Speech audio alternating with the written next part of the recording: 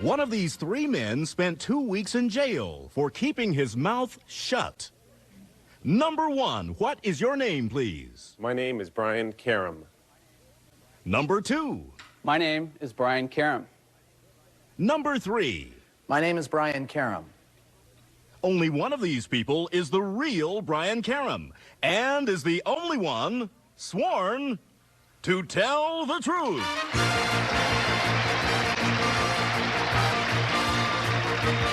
Now let's meet our panel. Actor and raconteur, Orson Bean. The Emmy Award-winning co-star of Golden Girls, Betty White. Film and television producer, David Niven Jr. And temporarily unable to make her usual grand entrance, our very own Kitty Carlisle. Here's the host of To Tell the Truth, Lynn Swann.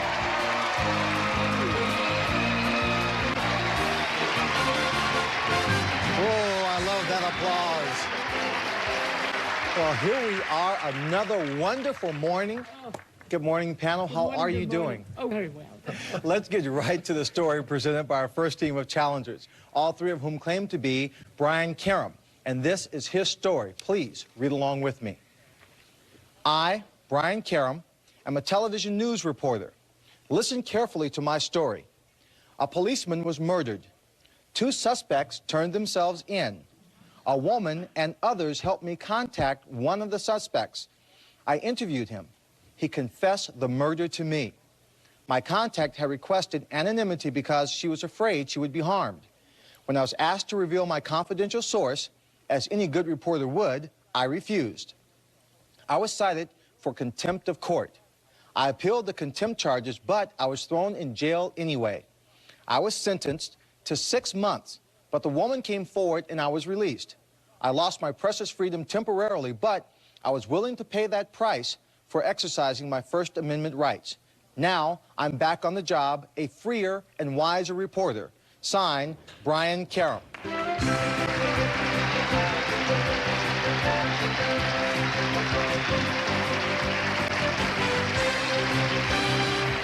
will find out more about Brian Karam right after this. Welcome back to Tell the Truth. All right, panel. All three of these people claim to be Brian Karam, news reporter who spent 2 weeks in jail defending his rights. So let's start the questioning, Kitty, with you. Thank you. What a wonderful story. Number one, did the woman who came forward to release you, was she related to the murderer? Well, for one thing, she didn't release me. Oh. And Well, so what happened? well, anyway, basically, I'm not really at liberty to discuss a lot of the details of the story, but So what are we here for? well, they're still pending litigation right now. I see. So Number they're two, was the woman related to the murderer? The woman is a confidential source still I at this see. point. Okay, well, how was it in jail then? Number three. Wasn't very fun. Yeah, did you get anything to eat? Well, it's about as good as the NBC commissary. I see. Number two. I like the NBC commissary. Thank you. David Niven Jr. Thank you. Number one, which television network do you work for? Which news company? WMAR, Baltimore. Baltimore. Number two, where did you go to jail? In the Cook County facility in Chicago. Number three, what do you think your penalty should have been if you were, instead of being thrown in jail, I don't think there contempt of should have court? been a penalty. I think First Amendment dictates that reporters should be able to keep their sources confidential. Number one, what do you think the penalty should be then? Well, I think we do have rights under the First Amendment. I think they should be tested as they are being tested today, a lot. But I think that should provide a shield. Do you?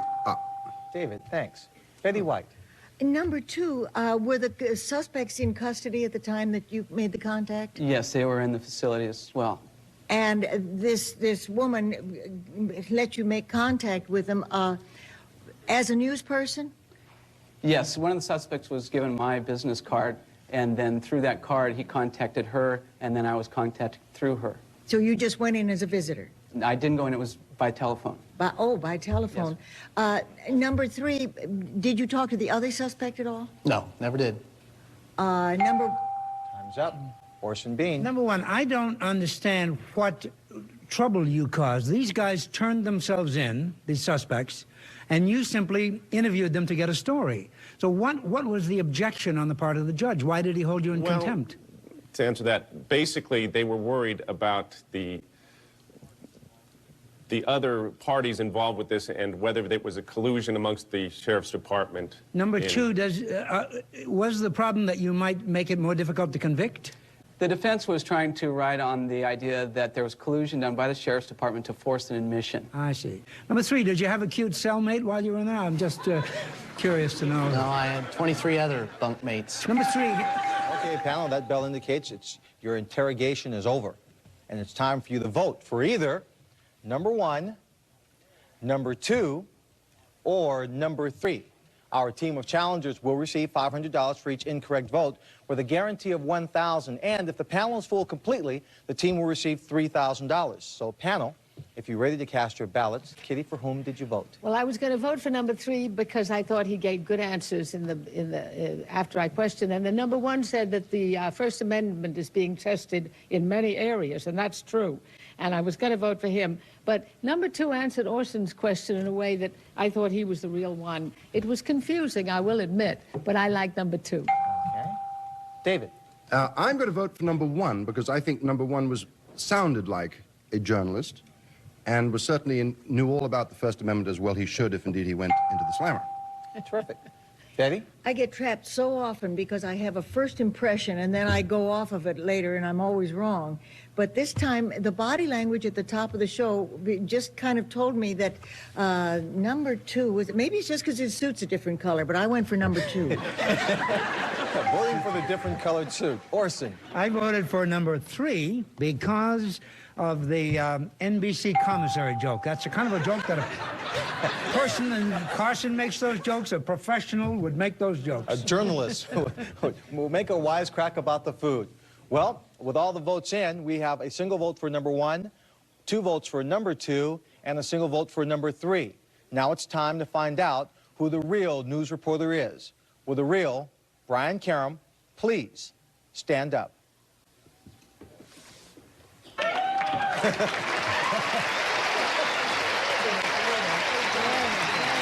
Brian, let me ask you, why did the prisoner confess to you? I had heard he had wanted to talk. A lot of people in the media had heard that he wanted to talk. He killed this officer and was at large for a day. And when he was brought into custody, we had talked to his family and a lot of other people. And I had passed my business card and some notes around to several people. And he called me at 7 o'clock one night at KMOL TV, and we talked to him for about 20 minutes. And he confessed, but said that the officer was acting rather strangely. Turned out the officer was speedballing at the time of his death. Well, let's meet the rest of the other imposters, or not the other imposters, your imposters. Number one, what's your name and what do you do? Yeah, my name is Tony Payroll. I'm a CPA and partner with the firm of Tanner, Main, Stain, and Hoffer. Okay. Number two, your name and what do you do? My name is Dan Kenyon. I'm a flight attendant for American Airlines. Terrific. Terrific. Well, there were 3 incorrect votes at $500 a vote. Your team will receive $1,500. Thank you very much for playing on To Tell the Truth. We'll be right back with a young man whose dog changed his life right after this.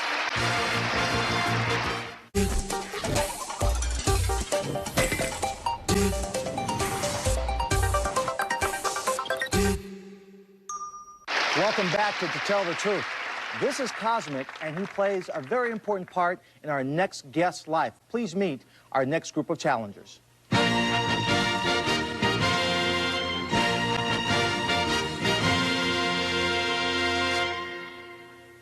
Number one, what is your name, please? My name is Travis Stout. Number two. My name is Travis Stout. Number three. My name is Travis Stout. We'd like to thank our Brian Karems for bringing our Travis Stouts out. Panel, it's up to you to locate the real Travis Stout, and here's his story. Please, read along with me. I, Travis Stout, have the best dog in the world. You see, I'm disabled. I have a rare muscular imbalance which affects all my limbs. Last year, an organization called Canine Companions for Independence gave me Cosmic. She's a yellow Labrador Retriever, and she's now my arms and legs. She helps me get up when I fall, pick up things when that I drop, return library books, turns on the light switch, tucks me in bed, and even opens the refrigerator when I'm hungry. These are all the things I couldn't do for myself. I always had to ask someone to help me. Cosmic knows 89 commands and has just been named Service Dog of the Year. I'm real proud of her, and guess what? Cosmic and I were invited to the White House. Signed, Travis Stout.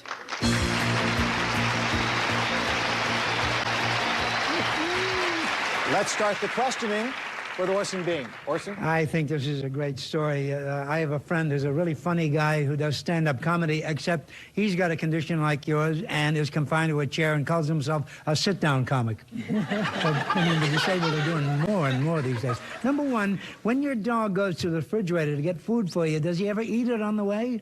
No, not normally. He just hands it to me right away. Number two, do you feel that he has a sense of pride that he's able to do these things? Yeah, I think so. What was the moment when you really knew that the dog was going to do what he was going to do for you? Can you remember? Well, I think it was last Saturday or something. Last Saturday? I don't know. All right. Well, That's it. Time's up. Betty? Number one, you were invited to the White House. Did you go? Yes, I've gone. I went last summer. Number one, did you see Millie? No. Number two, did you go to the White House? Yes, not exactly inside. It was on the south lawn. Did you meet the president? Yeah. He was writing this new bill to for helping people that are disabled. Good. Disabled people. And good for you for being there. Number three, did you meet Mrs. Bush? No, I did not. Well, that's why you didn't meet Millie, because Millie never leaves her side. Millie's their Springer Spaniel. Number one. Thank you, Betty. Thank you. David? Thank you. Number one, in view of the fact that your dog has 89 commands, does it help you with your homework? No. God, I was looking for somebody to help me find. Number two, what is the most interesting thing that your dog does for you? Opens the refrigerator. And brings you what is your favorite thing in the refrigerator? Food. Food. Okay. Number three, on the assumption that you like Coca-Cola, can your dog open the Coca-Cola can? No, she cannot. I have to get my mom to help me with that. Okay. Thank you, David. Kitty? Number one, I know that your dog, Cosmic, is very bright and knows all these commands, but how long did it take you to learn all these commands? About 2 weeks. And number two, who was it who helped you to train your dog along with yourself? My mom.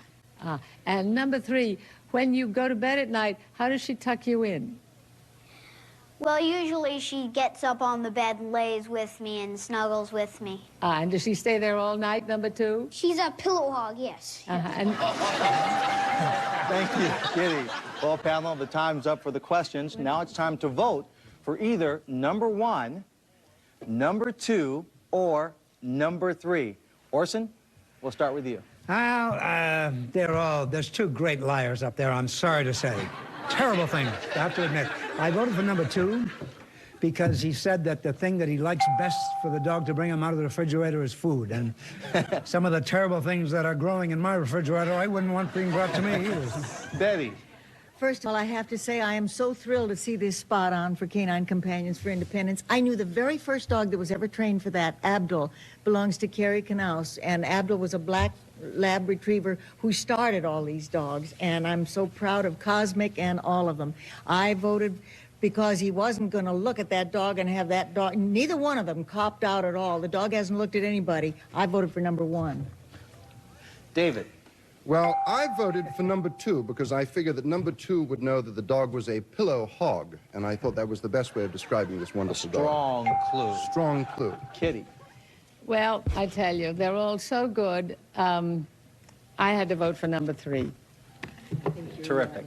Well, the ballots are all in. 1 vote for number 1, 2 votes for number 2, and a single vote for number 3. Now it's time to find out who the real master of Cosmic is. And to do that, we're going to have them call, and he is going to spot. She is going to spot a real Travis Stout. So Travis, call Cosmic. Cosmic. Cosmic, come here. Go this way. Cosmic, Go straight. Come here, Cosmic. I want you to go straight. Come here, Cosmic. Go that way, Cosmic. Come here. Come here, No. Cosmic. Come here. Come here. No. Cosmic. Come on. Over here. I yap. Travis, stop.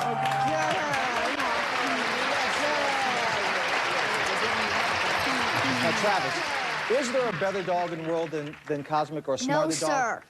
No? I just... Does he surprise you sometimes because he's so smart? Sometimes. Like the time I had her pull my socks off.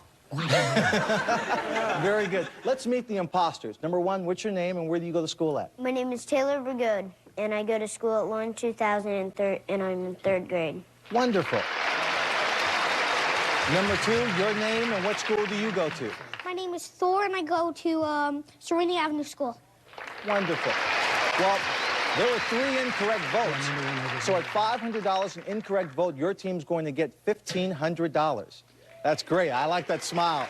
Thank you very much for playing on To Tell the Truth. We'll be right back to play one-on-one with someone from our studio audience right after this.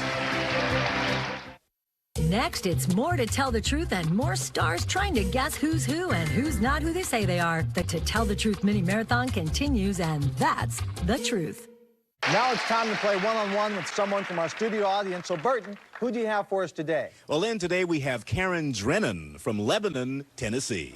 Hello, Lynn. Karen, how are you? Fine. Here's a chance for you to play one-on-one. I want you to meet a man who has 2 stories. Please meet Bernie Wayne. Bernie?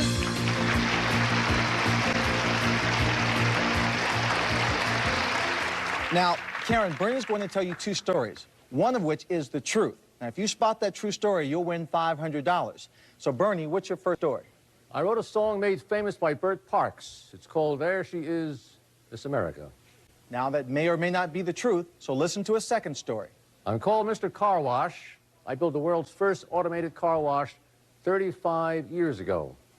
Okay, panel, it's up to you to help Karen win $500. 1 question for each subject.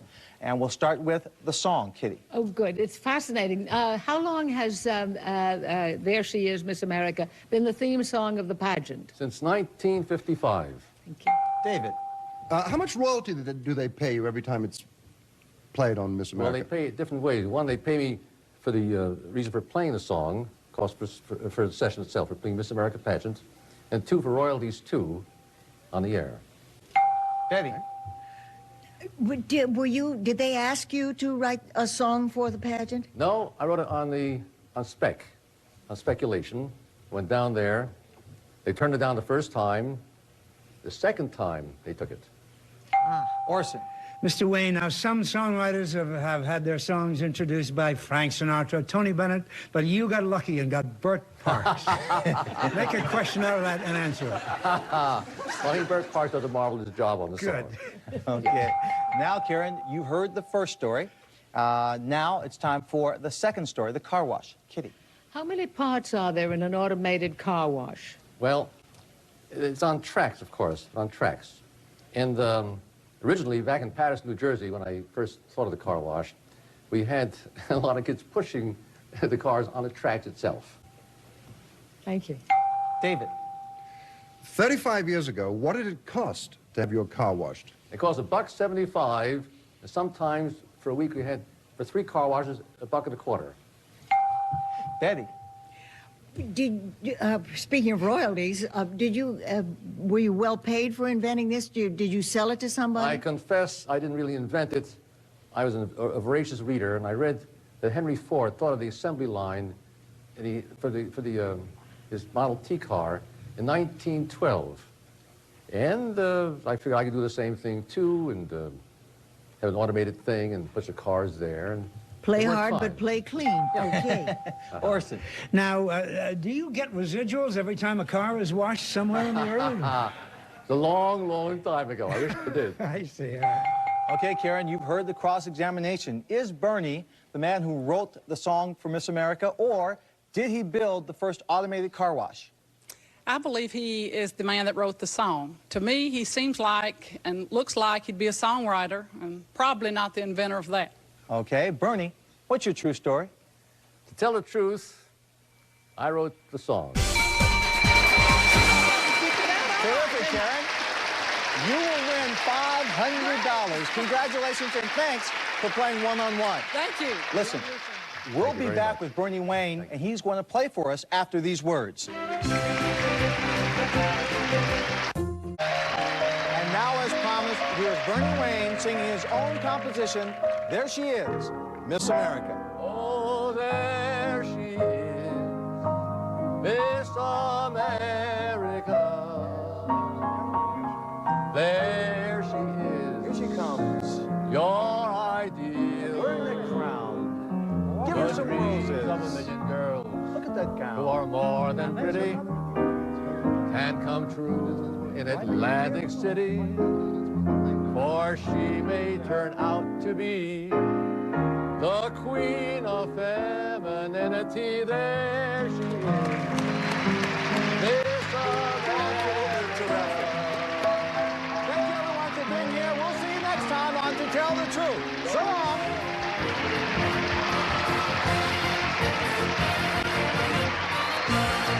This is Burton Richardson speaking for To Tell the Truth, a Mark Goodson television production.